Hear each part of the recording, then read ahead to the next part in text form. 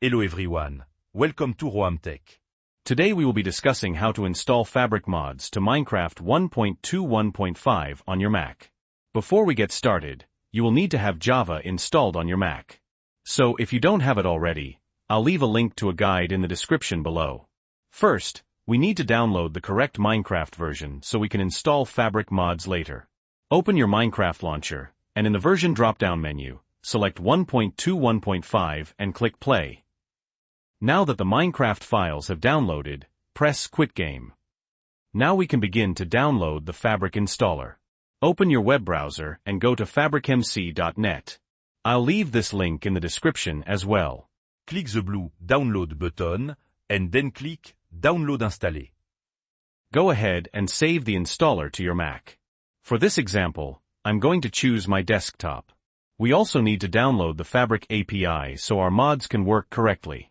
Click on the Fabric API link below the download button. This will take you to the CurseForge website. Scroll down slightly and click on the Files tab. Scroll down again and find the correct version of the Fabric API for Minecraft 1.21.5. Select that version, scroll down, and click the black download button. The download should begin automatically after a few seconds. Save the Fabric API to your Mac. I'm going to save it to my desktop as well. Now that we've downloaded our Fabric installer and the Fabric API, we just need to download the Fabric mods we want to play with. Open your web browser and go to any modding website of your choice. For this example, we're using Modrinth. Click on Discover Mods, and download the mods you wish to use. We're going to use the Sodium Performance mod for this example. Once you're on the mods page, click on the Versions tab near the top. Just below, select the Minecraft version you want to use, 1.21.5. Make sure it's the Fabric version, which it is, so we'll select that one. Now click on the green download button.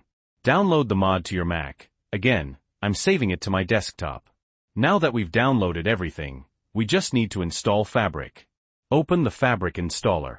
If you get a message saying it can't be opened, we need to approve it in System Settings. Click on the Apple logo in the top left corner and select System Settings. Scroll down to Privacy and Security, and tap into that. Scroll all the way to the bottom until you see the Fabric installer. Click Open Anyway. Click Open Anyway again, and then use your Mac password or Touch ID. After a few seconds, the Fabric installer will open. Make sure you're on the Client tab at the very top. Ensure your Minecraft version is 1.21.5. Keep the loader version the same. Make sure Create Profile is selected. Click Install. After a few seconds, Fabric will be installed.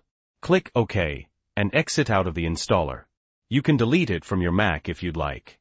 Now we've installed Fabric, we need to install the Fabric API and our Fabric mods. Open your Minecraft launcher, and select Installations at the very top.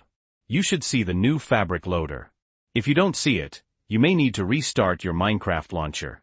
Click on the file icon next to the Fabric loader. This will open your Finder. Find the Mods folder. If you don't see it, you need to create one. Click on the circle icon in the top right and click New Folder. Rename it Mods. Go inside the Mods folder. Drag and drop the Fabric API and your Fabric mods into this folder. Now that we've done that, exit out of the Mods folder. Click on the Play tab at the top and in the Versions drop-down menu, select Fabric Loader. Now click Play. Once Minecraft is loaded, you'll know you've installed Fabric and your Fabric mods correctly because it will say Modded in brackets in the bottom left-hand corner.